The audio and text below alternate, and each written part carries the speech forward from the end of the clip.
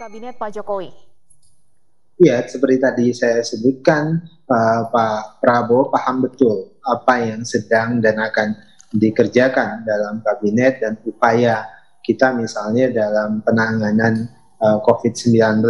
Nah, makanya Pak Prabowo kan sebutkan dalam testimoni beliau tersebut bahwasannya sekarang dunia mengalami hal yang serupa, semuanya juga mengalami pasang surut terkait dengan kebijakan COVID-19. Oleh sebab itulah Pak Prabowo ingin mendorong dan meyakinkan Pak Jokowi jangan surut, terus punya rawat komitmen, dan kita Partai Gerindra dalam hal ini Pak Prabowo di hal lain tetap mendukung beliau sebagai Presiden. Tetap kerja maksimal yang sedang dan akan dikerjakan beliau. Baik, Pak Ubed, Anda sepakat dengan pujian yang dilontarkan Pak Prabowo, kepemimpinan Jokowi efektif, keputusan Pak Jokowi cocok untuk rakyat. Tanggapan Anda? Itu berlebihan ya, saya kira, karena satu penilaian yang tidak objektif, dan itu seperti narasi hampa yang tidak punya jiwa, karena tidak tepat begitu pujiannya kalau kemudian menyebut bahwa kepemimpinan Presiden Jokowi efektif bekerja, lalu on the right track misalnya. Saya kira kita perlu membuka datanya, bahwa narasi itu menurut saya keliru. Pertama, tentu saja Presiden bekerja berdasarkan Undang-Undang Nomor 2 Tahun 2020 tentang Penanggulangan Ekonomi Nasional dan tentang penanggulangan pandemi COVID. Artinya kita ada dua soal penting di situ, soal ekonomi dan soal pandemi. Pada dua soal itu rapotnya merah karena datanya juga merah. Misalnya dalam soal ekonomi, justru di tengah rakyat menderita, korupsi merajalela misalnya, dengan angka indeks persepsi korupsi 37, dan itu adalah angka yang dengan standar rapot merah. Kemudian juga korupsinya luar biasa dengan angka miliaran rupiah, dan bahkan diduga oleh ICW angkanya 2,7 triliun dari korupsi kasus bansos misalnya. Bahkan oleh yang lain disebut hampir bisa ratusan triliun. Itu dari sisi ekonomi ya, karena kan Presiden menempatkan KPK itu eksekutif sejak Undang-Undang 2019, revisi Undang-Undang KPK 2019 itu. Artinya Presiden bertanggung jawab atas praktek korupsi, dan nyatanya korupsinya merajalela. Kemudian yang kedua, soal angka pertumbuhan ekonomi misalnya. Soal ekonomi juga saya lihat datanya juga buruk, karena utang terus bertambah, bahkan saya mengerikan sekarang utangnya tahun ini bisa sampai 7.000 triliun, dan kita mengalami satu keadaan di mana membayar utang pokok saja itu bisa 400 triliun lebih. Kemudian bunga utangnya 375 triliun kurang lebih. Artinya apa? Tahun lalu kita defisit hampir 950 triliun lebih. Jadi itu angkanya 6,09%, kan? Itu angka yang sangat besar menurut saya dari sebuah defisit APBN.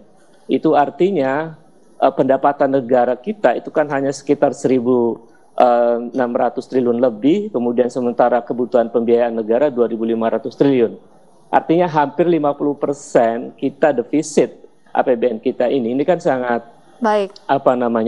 cukup memprihatinkan. Dan itu dari sisi ekonomi.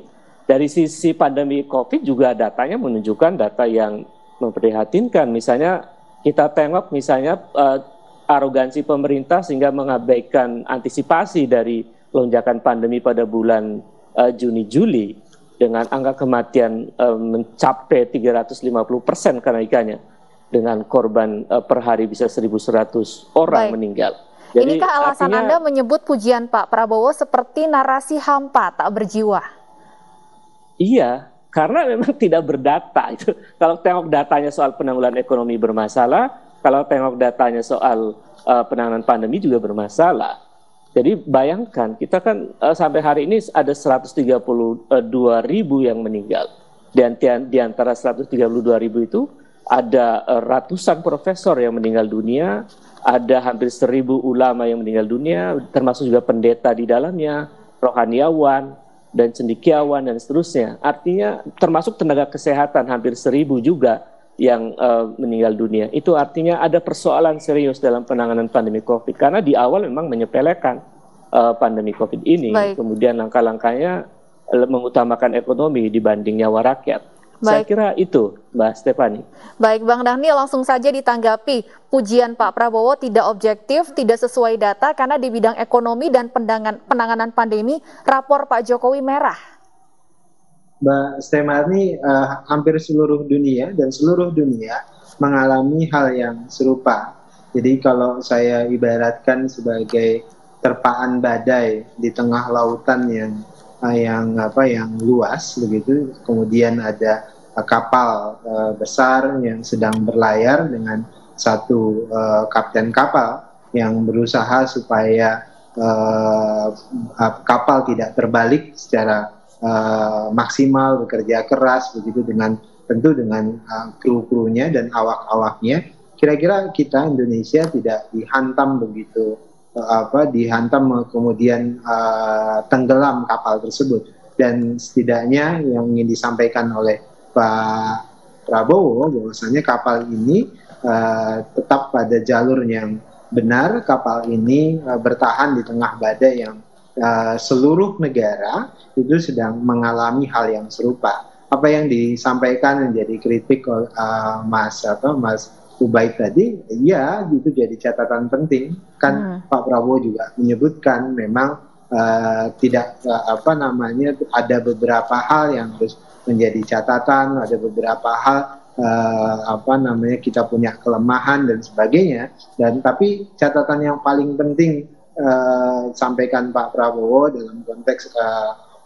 pujian sebutlah begitu, atau sebenarnya apresiasi yang disampaikan kepada Presiden Jokowi, posisi Pak Prabowo sebagai ketua umum partai adalah menyatakan bahwasannya kita on the track, dan itu penting saya pikir di tengah situasi yang tidak mudah pada saat ini, karena tentu pimpinan negara membutuhkan kritik tentu, dan Pak Jokowi juga sudah menyampaikan sangat terbuka dengan kritik tersebut. Tapi di sisi lain perlu juga yang diberikan semangat agar terus bekerja semaksimal mungkin, kemudian tidak terganggu dengan sangat berbagai sebutlah gangguan-gangguan yang kemudian bisa menyebabkan kinerja menurun dan sebagainya.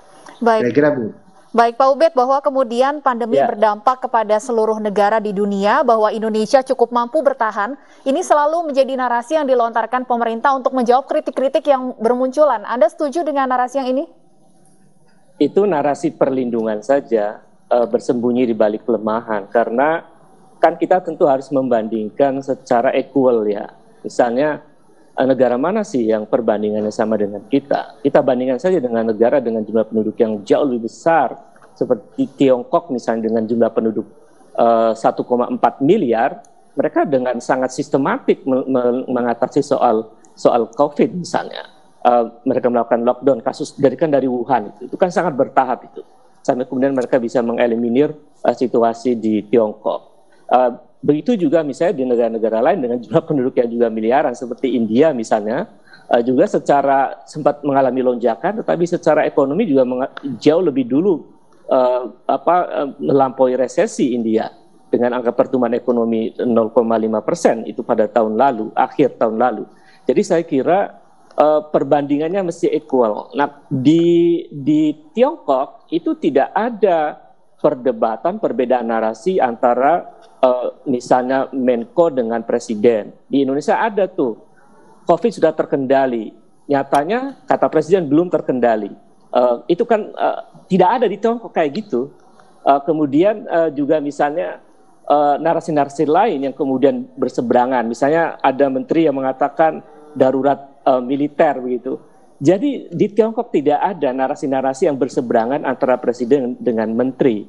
Saya mengatakan diksi Prabowo yang mengatakan efektif, kemudian on the right track itu tidak tepat, karena faktanya begitu, koordinasinya kacau, itu nggak efektif. Ciri kepemimpinan tidak efektif kan koordinasinya tidak terbangun dengan baik. Dan faktanya terjadi kemarin ketika kolaps semua rumah sakit pada Juli dengan 2 pekan angka kematian tertinggi di dunia, itu menunjukkan bahwa efektivitas bekerjanya menteri. Dalam bulan-bulan sebelumnya santai-santai saja, itu tidak serius mengantisipasi kemungkinan terjadinya lonjakan.